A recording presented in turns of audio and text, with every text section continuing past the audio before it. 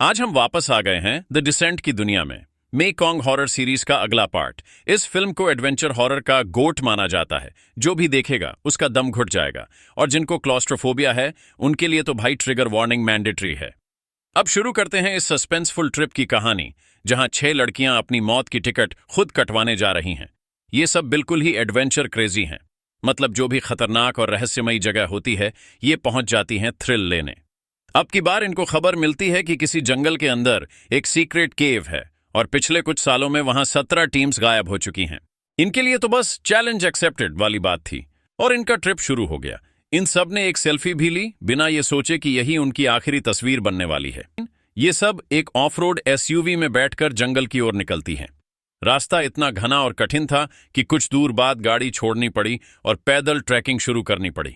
चलते चलते एक मरा हुआ हिरण दिखता है। उसके शरीर पर कुछ बहुत ही घातक पंजों के निशान हैं, पर कोई सीरियस नहीं होता। बड़ा मूव है, पर मूव ऑन करना इनका टैलेंट है। आखिरकार सब केव के मुंह तक पहुंच जाती हैं। नीचे झांकते हैं तो अंधेरा ही अंधेरा, पर डरने की बजाय सबका एक्साइटमेंट ऑन फायर हो जाता है। इस पूरी ट्रिप की लीडर है जूनो, एक्सपीरियंस क्वीन, जो सबसे पहले अंदर उतरती है। जैसे ही सब कंफर्म करती हैं कि नीचे सेफ है, बाकी लोग भी उतरने लगते हैं। गुफा का मुंह तो छोटा था, लेकिन अंदर एक अंडरग्राउंड पैराडाइज खुलता है, विशाल, डरावना और अनएक्सप्लोर्ड। अब आता है ट्विस्ट। सैरा गुफा की दीवार पर एक ब्लड हैंडप्रिंट देखती है। वो जानती है ये किसी जानवर का नहीं हो सकता। वो बाकी सबको बताने ही वाली थी कि तभी एक झुंड चमगादड़ों का उड़ता है, और सबका ध्यान डाइवर्ट हो जाता है।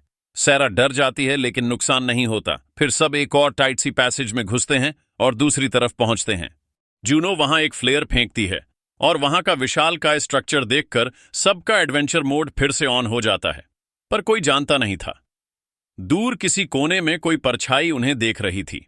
किसी को फर्क नहीं पड़ता, सिवाय सैरा के, जिसे हल्की सी आवाज सुनाई देती है। वो उस डायरेक्शन में बढ़ ही रही थी कि जूनो चिल्लाकर उसे रोक लेती है। तभी एक और टीम मेंबर को एक नया रास्ता मिल जाता है। सब वहां पहुंच जाते हैं, लेकिन सैरा को शक होता है। उसने केव की स्टडी की थी और इस पाथ का कोई जिक्र नहीं था। जूनो बोलती है, बुक्स क्या जाने भाई, असली थ्रिल तो अननोन में है। सैरा कुछ समझ पाती इससे पहले एक बंदी बिना सोचे न्यू पैसेज में घुस जाती है, और बाकी को भी फॉलो करना पड़ता है। अब शुरू होता है असली खेल। इस पैसेज में क्रॉल करना पड़ता है। सबका ब्रीथिंग हिट हो जाता है। पहले 5 लोग किसी तरह पार कर जाते हैं, लेकिन जैसे ही सैरा की बारी आती है, उसका बैग फंस जाता है। वो क्लॉस्ट्रोफोबिया की शिकार भी है। उसे बचाने के लिए उसकी बीएफएफ बेकी पीछे आती है और उसे मोटिवेट करती है। किसी तरह उसे थोड़ी जगह मिलती है, लेकिन तभी ऊपर से पत्थर गिरते हैं। पूरा केव कोलैप्स होने लगता है। दोनों गर्ल्स जान बचाकर आगे बढ़ती हैं, लेकिन उनका गियर वाला बैग वहीं दब जाता है। और जो सबसे बड़ी गड़बड़, वापस जाने का रास्ता अब पूरी तरह ब्लॉक हो चुका है। अब सबका ध्यान जाता है एग्जिट प्लान पर। सब पूछते हैं कि जूनो गाइडबुक निकालो, पर जूनो ड्रामा क्वीन बन जाती है। ये केव तो कंप्लीटली अनएक्सप्लोर्ड है, मैंने सोचा नया थ्रिल लाते हैं, और सबका मूड खराब हो जाता है। पर अब जब कोई ऑप्शन नहीं बचा, सिर्फ एक ही रास्ता है, सर्वाइव और बाहर का रास्ता ढूंढो।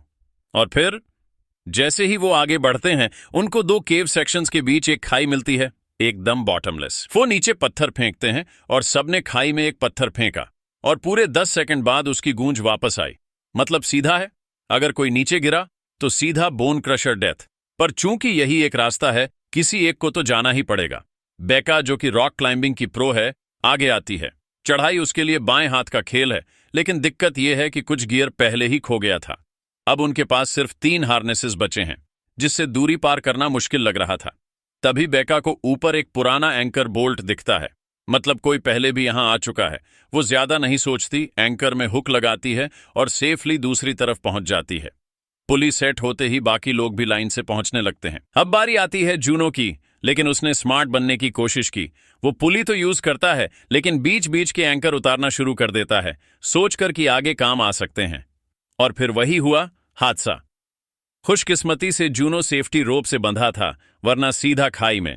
टीम के बाकी लोग उसे खींचकर बचा लेते हैं। अब सबका ध्यान जाता है उस एंकर बोल्ट पर जो बेका ने देखा था। थोड़ा ध्यान से देखने पर पता चलता है वो सालों पुराना है। मतलब जो भी लोग यहां पहले आए थे, शायद जिंदा बाहर नहीं निकले। और अब सभी को लगने लगता है, ब्रो, ये ट्रिप शायद हमारी लास्ट ट्रिप बन जाए। लेकिन फिर दीवार पर एक पुरानी वॉल पेंटिंग मिलती है, जिसमें दिखाया गया है कि इस केव में 2 एग्जिट्स हैं।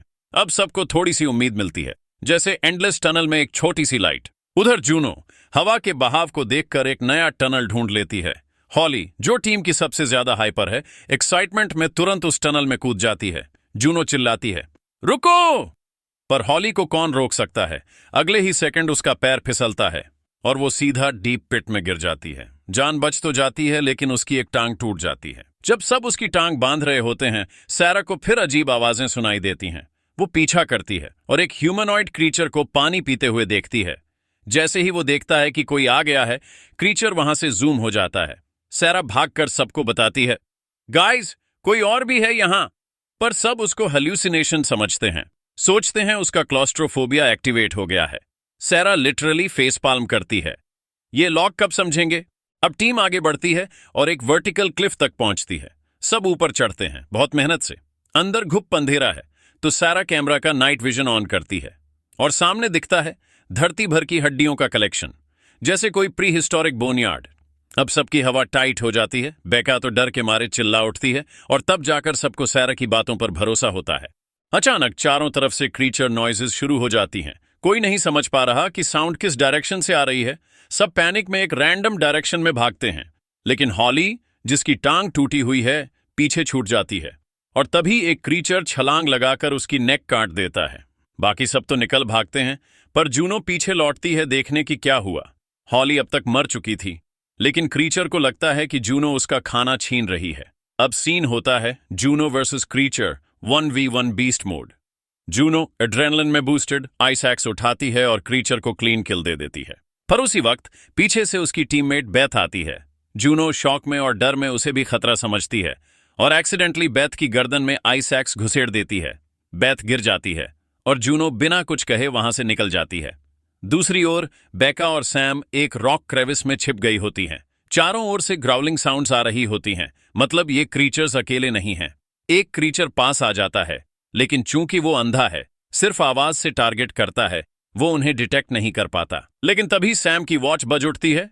क्रीचर घूमकर आता है। सैम फटाफट वॉच दूर फेंकती है। Lucky escape. अब जूनो वहां पहुंचती है, सबको ढूंढ रही होती है, जोर से चिल्ला रही होती है और क्रीचर उसकी ओर डाइवर्ट हो जाता है। बेका और सैम सोचती हैं, bro, let her take the bet. Sam तो कहती है, अगर लक अच्छा रहा तो वो सारे मॉन्स्टर्स वहीं चले जाएं।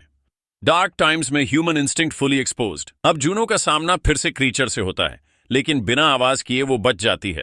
बेका और सैम उस मौके का फायदा उठाकर भागती हैं, पर सामने से एक और क्रीचर टक्कर मारता है। सैम आइस एक्स से बचने की कोशिश करती है, पर तभी एक साइथ क्रीचर की पीठ चीर देती है। Who is it? It's Juno, full raise mode में।